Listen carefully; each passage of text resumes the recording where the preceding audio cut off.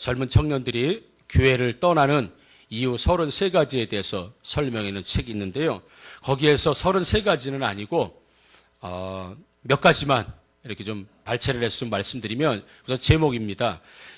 사랑의 메신저라고 자처하는 교회가 다른 종교를 인정하지 않는 것 같아 교회 가기 싫다. 그래서 교회를 떠나는 이유.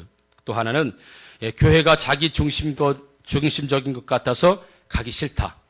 또 하나는 성도들이 모였다고 하면서 서로 질투하고 싸우는 모습을 본 후에는 교회 가지 않는다. 또 헌금을 강요하는 듯한 인상이 많아서 교회 가기 싫다. 교인들이 교회 안에서 행동과 교회 밖에서 행동이 너무 다르기 때문에 교회 가기 싫다. 위선자 같다. 뭐 이런 이야기도 있고요. 여러분 어떻습니까? 또 교회 가기 싫은 이런 7가지 이유라는 것에는 한두 가지만 더 말씀드리면, 엉터리 목사가 많다. 그래서 교회 가기 싫다는 거고요. 꼴 보기 싫은 사람이 많다. 그래서 교회 가기 싫고요. 이런 이유도 있습니다. 교회에 쓸만한 총각이 없다. 아무튼 그런 이유 때문에 교회 안 나오는 사람들이 많이 있다고 합니다, 여러분. 이 이후에도 교회 나오지 않는 이유가, 교회를 떠나는 이유가 비단 이 이유뿐만 아니라 다른 이유도 많이 있죠. 교회를 다니지 않는 이유가 참 많아요. 대체적으로 보면 교회 안에 위선자가 많다. 안의 행동과 밖의 행동이 틀리다.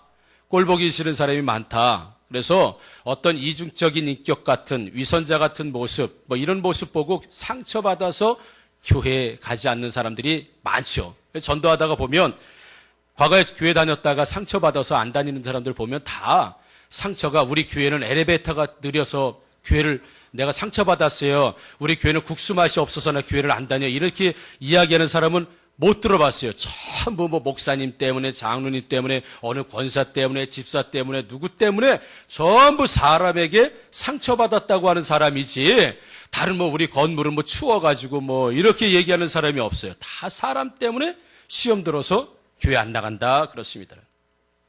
교회에 이런 사람들이 없으면 참 좋지요. 위선자 같은 사람도 없고, 이중인격자 같은 사람도 없고, 진실한 사람들만 있으면 참 좋지요.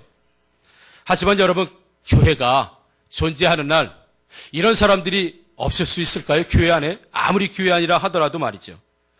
없으면 좋겠는데 여전히 존재하고 있는 게 사실은 사실입니다. 장로교회 구원의 어떤 서정이라고 해서 구원의 순서를 설명해 놓는 것이 있습니다. 이것이 시간적인 순으로 오는 것은 아니고 어떤 교리적인 절차상에서 이제 순서적으로 오는 거라고 하는데, 첫 번째, 그래서 하나님이 선택하는 게 있습니다. 그래서 우리 장로교 구원의 서정이라고 하는 것에 보면 하나님이 먼저 선택을 하시는 거예요. 선택하고 난 다음에 그 다음에 뭐 중생도 있고 회개도 있고 믿음도 있고 뭐 여러 가지가 쭉 있습니다. 그러다가 마지막에 끝나는 것이 뭐냐면 영화라는 것으로 끝나게 됩니다. 그러니까 하나님의 선택으로 시작을 해서 영화라고 하는 것, 그 영화라는 것이 죄를 짓지 않는 아주 영화로운 상태. 이 상태를 영화인데, 우리 장로교에서는 영화는 살아서는 안 된다고 봅니다. 이제 죽어서 예수님 앞에 가야 이제 영화로운 영적인 존재가 되고 영화로운 존재가 되는데, 그때까지 우리가 해야 되는 것이 성화라는 것이 있습니다. 이 성화라는 것은 예수님을 처음 믿을 때 시작이 돼서 영화라고 하는 주님 앞으로 가는 그날까지 계속해서 성화가 점진적으로 발달을 하는 거예요. 그러니까 발전을 하는 겁니다. 예를 들어서 보게 되면 이게 성화에도 이제 수준이 있다는 것이죠. 예를 들어서 보게 되면 어떤 남자가 교회에 처음 나왔습니다. 근데 이 남자가 예를 들어서 술 좋아하고 노름 좋아하고 여자 좋아하면서 일하기를 싫어해요. 여러분, 이런 사람이 있어요, 없어요? 있어요. 예를 들자면 그런 겁니다. 근데 그러니까 하나님이 선택을 하셔가지고 교회에 나오게 됐어요. 교회에 나와서 보니까 내 생활이 이렇게 되면 안 되겠구나 라고 회개하고 처음에 술을 끊습니다. 술 끊은 게 평생도록 참 어려운 일인데 술을 끊었어요. 대단히 아주 발전된 거죠. 근데 여전히 술은 끊었지만 여자 좋아하고 또 노름 좋아하고 일하기 싫은 건 여전해. 근데 그 사람 입장에서 보면 술 끊은 게 대단한 겁니다. 대단히 발전한 거예요. 또 어떤 사람은 좀 시간이 지나다 보니까 술을 끊고 노름은 끊었는데 여자 좋아하고 하기 싫어하는 건 그대로야. 근데 이 사람 보게 되면 과거에는 그렇게 생활했는데 두 가지를 절제하면서 좋아진 모습을 보게 되면 이건 굉장히 발전한 거 아니겠습니까? 처음보다 굉장히 발전한 거. 어떤 사람은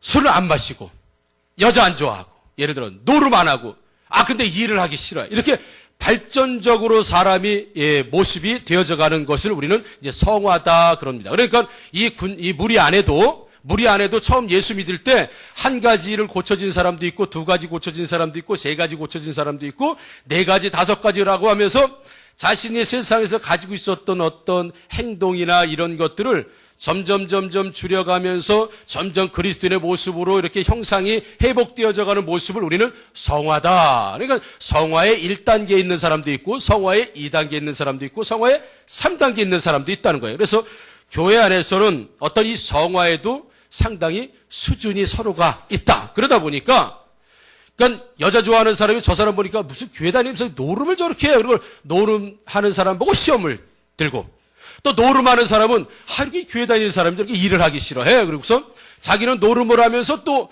일하기 싫은 사람 보고 또 시험에 들고 일하기 싫은 사람은 저 사람이 교회 다니면서 술 하나도 못 끊고 왜 계속 술 마시지? 라고 하면서 서로가 서로를 보면서 이 사람은 술 때문에 저 사람은 노름 때문에 저 사람은 여자 때문에 저 사람은 일하기 싫은 게으름 때문에 서로가 보게 되면 상처를 받을 만한 것이 이 교회에는 많이 있다는 겁니다.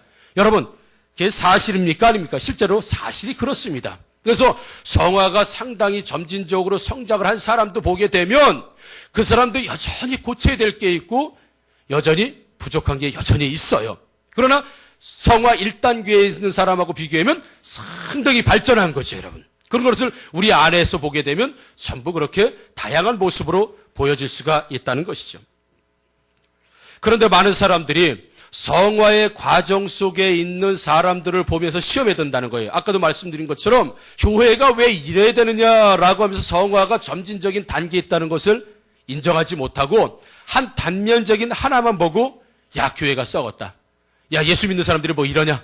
이 교회 다니면 안 되겠구나라고 결정하고 교회를 떠난 사람이 많다는 거예요, 여러분. 위선적인 사람이 있다. 있을 수 있다는 거예요, 교회. 왜? 성화의 과정 속에 있으면 위선적인 사람이 있을 수 있는 거죠. 여전히 성화의 과정 속에서 술을 마시는 사람이 있을 수 있다는 겁니다. 제가 그걸 허락하는 건 아니고 반드시 우리는 성화라고 하는 점진적인 발전을 해야 되는데 그러나 발전하지 못하는 사람은 성경에서 어린아이 같은 사람이라고 했어요. 젖먹이 신앙이 반드시 발전한다고 하는 전제 조건에서 말씀을 드리는 겁니다. 그렇게 봤을 때는 너도 나도 할 것 없이 사실은 다 시험을 줄 수도 있고 시험에 들 수도 있는 완벽한 사람들이 아니라는 걸 우리가 지금 제가 여러분들에게 말씀을 드리는 겁니다. 바울이 쓴 서신 중에서 대부분은 이단들이나 거짓 교사들이나 교회에 아주 문제가 많았을 때 그 교회를 향해서 직접적인 그 문제를 해결할 수 있도록 답변을 써서 보내게 됩니다. 그래서 분쟁이 있는 교회는 분쟁하지 말라. 서로 그리스도의 몸으로 하나니까 하나가 되라.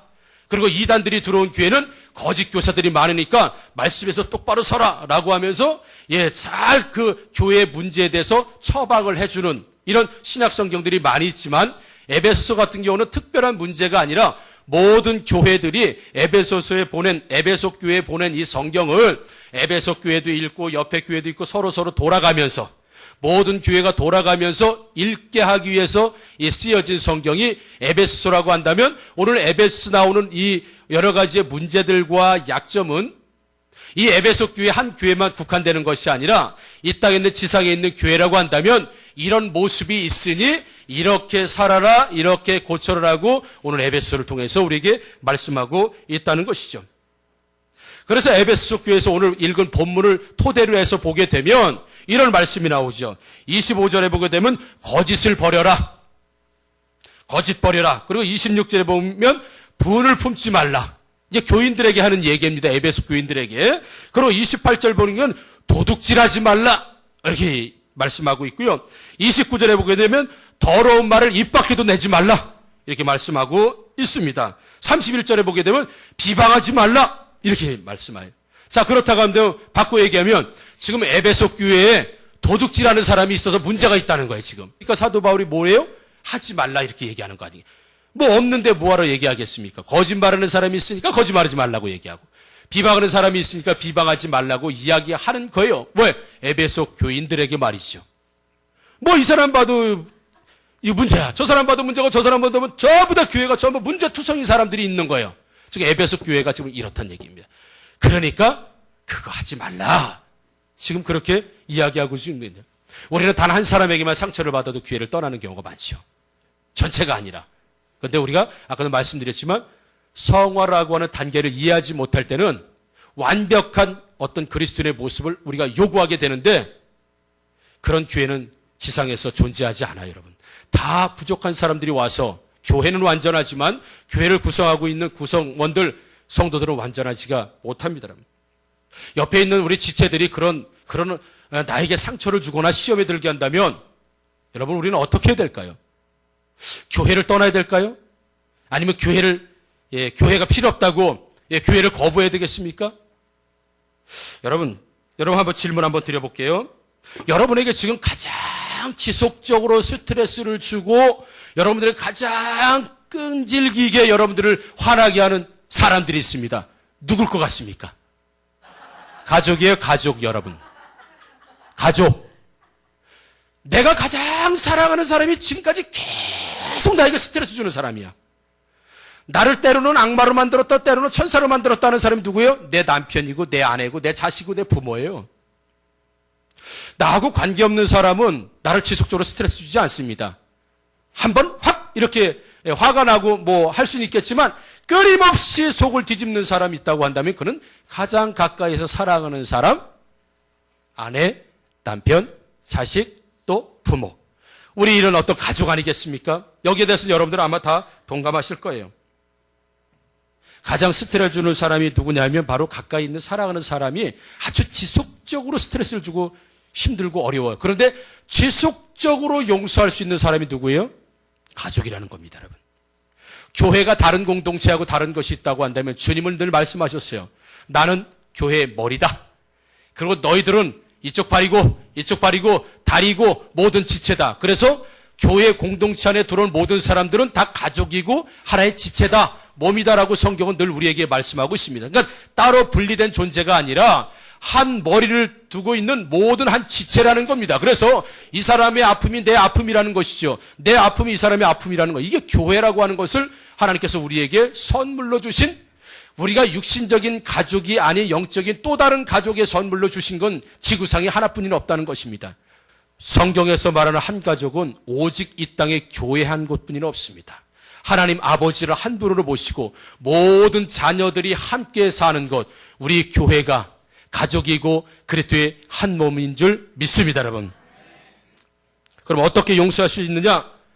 오늘 본문 32절에 보게 되면 서로 친절하라 이렇게 나와요. 친절하라. 어떤 선입견을 가지고 그 사람을 대하지 말라 이런 뜻이에요. 그래서 더 원어적인 의문에 들어가게 되면 그 사람을 깎아내리지 말고 좋은 장점을 있는 그대로 얘기하라. 내 자식이 속색인다고 나와가지고 자기 자식 막 욕하는 부모가 없어요. 어떻게 해서든지 자식 자랑을 뭔가 잘한 것 있으면 그거라도 끄집어가지고 자랑하고 싶은 게 부모예요. 이게 친절한 겁니다, 여러분. 이게 친절. 교회 안에서도 공동체 안에서 그렇게 서로 친절하라고 지금 말씀하고 있습니다. 여러분, 다시 한번 셀가족 안에서 교회 안에서 다른 사람들의 선입견 가지고 보지 마시고 좋은 점이 있어요. 내가 마음에 들지 않지만 좋은 점이 있습니다. 있는 그대로 여러분 좋은 눈으로 바라보시는 여러분들에게 주의 이름으로 축원합니다. 아멘. 둘째 번째는 불쌍히 여기라라고 해서 불쌍히 여기라. 여러분 유진 피터슨이라고 쓴 사람이 메시지 성경이라고 보면 이야기체로 쓴 성경인데 거기에는 뭐라고 해석했냐면 불쌍히 여기라를 마음을 쓰라 그래요. 마음을 써줘라. 어떤 그 사람이 왜 그런 행동을 할 수밖에 없었는가에 대해서 마음을 터놓고 이해해라는 얘기입니다. 그 사람 입장에 한번 되어보라는 거죠, 여러분. 왜 저렇게 행동할 수밖에 없지?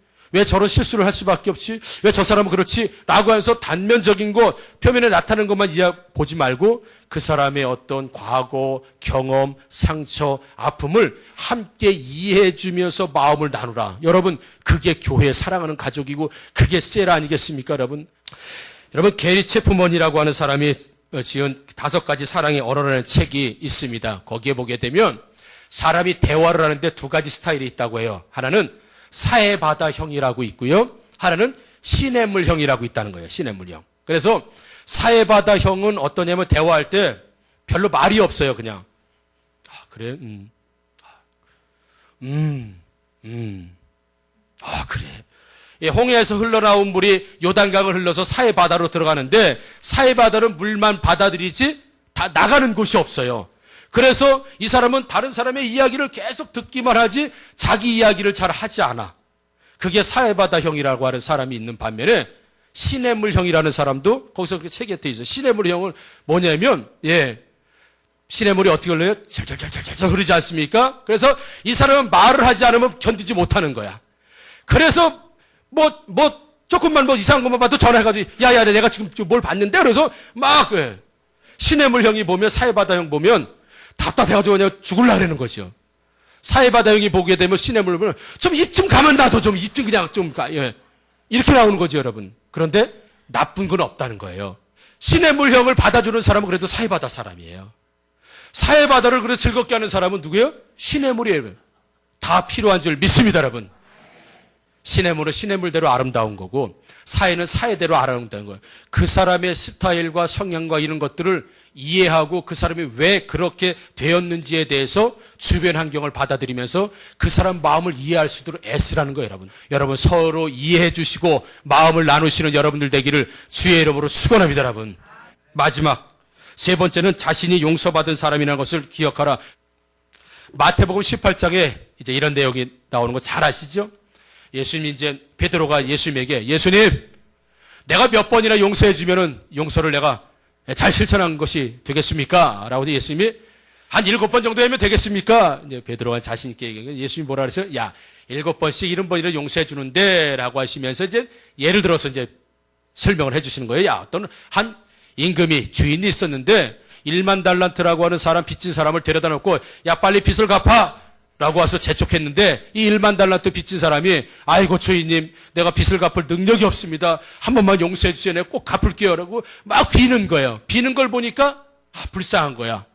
그래 이 사람이 평생 1만 달란트 못 갚겠구나.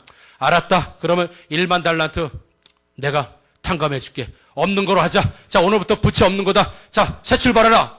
이 사람이 기뻐가지고 그래서 용서받고 갔어요. 가다 보니까 자기한테 또 빚진 사람, 용서받고 간 사람한테 빚을 진 사람이 또 나타났어요. 이 사람은 100데나리온을 가고는 아주 작은 금액을 빚진 사람을 딱 멱살 잡고 야, 너 100데나리온 나한테 꾸어갔는데 왜 안 갚는 거야? 했더니 아이고 조금만 기다려주세요. 내가 돈을 벌어가지고 100데나리온을 내가 갚아드릴 테니까 조금만 기다려주세요라고 막 했는데 안 돼. 여태까지 기다렸는데 더 이상 못 기다리겠다라고 하면서 이 100데나리온 자기한테 빚진 사람을 끌어다가 옥에 가둡니다.